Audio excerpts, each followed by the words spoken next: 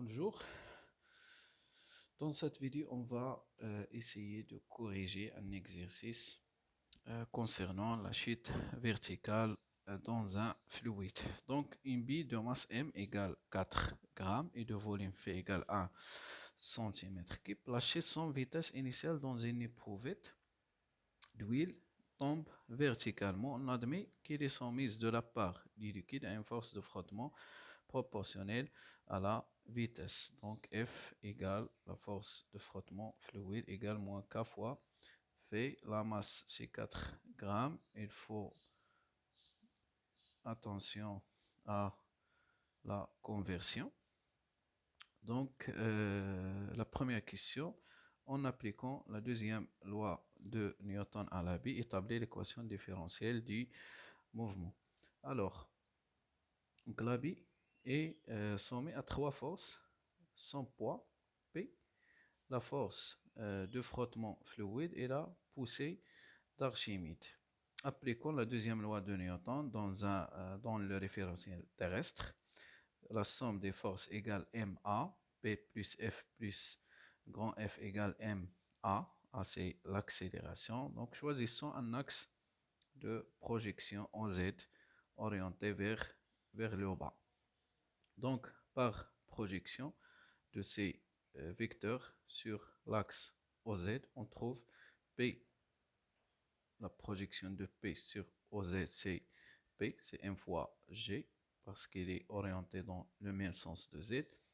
Petit f et grand F, c'est dans le sens inverse, c'est-à-dire moins F moins grand F. Donc M égale M fois l'accélération, qui est égale M fois d de V sur d de t. F est égal moins K fois V, c'est-à-dire orienté dans le sens inverse de la vitesse. Donc son intensité c'est K fois V. Et grand F, la poussée d'Archimède, égale F rho fois V. V, attention, c'est le volume fois G. V ici, c'est la vitesse de la bille.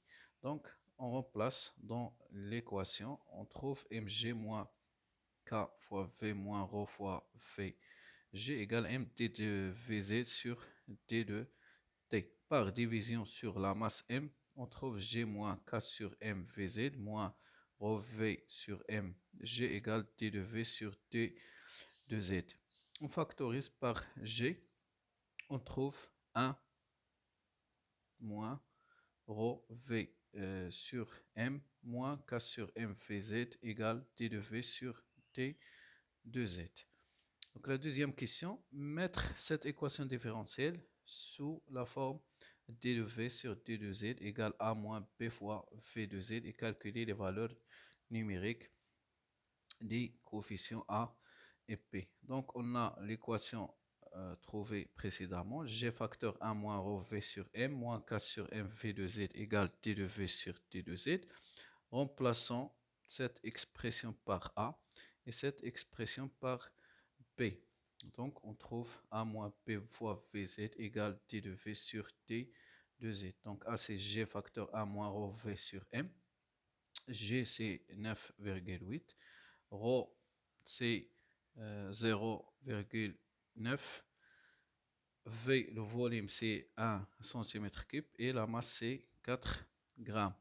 Donc il faut voilà, donc il ne faut pas une conversion parce que rho c'est en grammes par centimètre cube.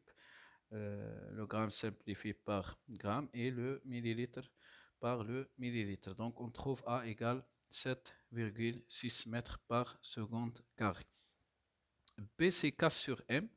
K c'est 3,8 10 moins 2 kg seconde moins 1 et la masse c'est 4 grammes. Donc ici il faut convertir le gramme en kilogramme. On multiplie par 10 moins 3.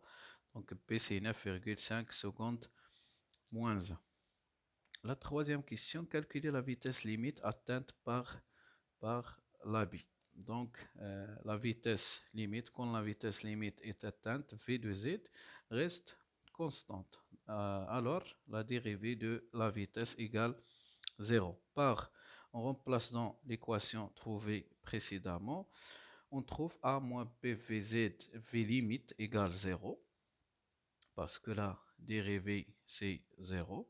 Donc V limite égale A sur B.